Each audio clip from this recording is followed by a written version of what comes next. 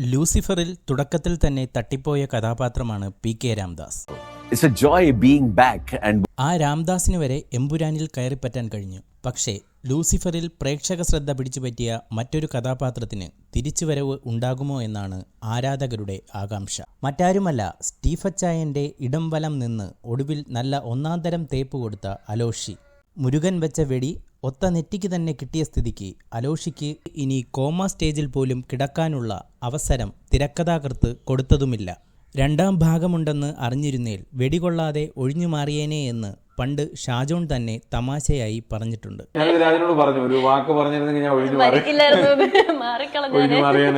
പക്ഷേ ചെറിയൊരു വഴി തെളിഞ്ഞു വരുന്നതായാണ് ആരാധകർ കണ്ടെത്തുന്നത്. വൻമരമായി മറിഞ്ഞു വീണ പി.കെ. രാംദാസ് എമ്പുരാനിൽ ഉണ്ടെന്ന് വ്യക്തമായതോടെയാണ് അലോഷി ആരാധകർക്ക് പ്രതീക്ഷ ഏറുന്നത്. വർഷങ്ങൾക്ക് മുമ്പ് അബ്രാം ഖുറേഷിയായി അഴിഞ്ഞാടിയ സ്റ്റീഫന്റെ മുൻകാല ചരിത്രം വെളിവാക്കുന്ന ചിത്രമാണ് എമ്പുരാൻ.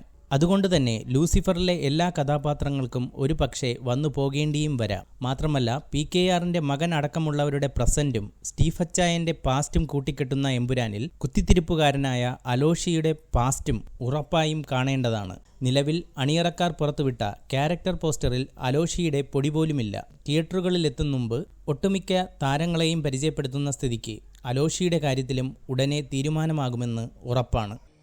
ഒരുത്തരെ നമ്പാൻ കൊള്ളൂല. ഈ വാർത്ത ഇഷ്ടമായാൽ ലൈക്ക് ചെയ്യൂ, ഷെയർ ചെയ്യൂ. നിങ്ങളുടെ അഭിപ്രായം കമന്റായി രേഖപ്പെടുത്തൂ. സബ്സ്ക്രൈബ് ചെയ്യൂ ബബിൾകം മീഡിയ.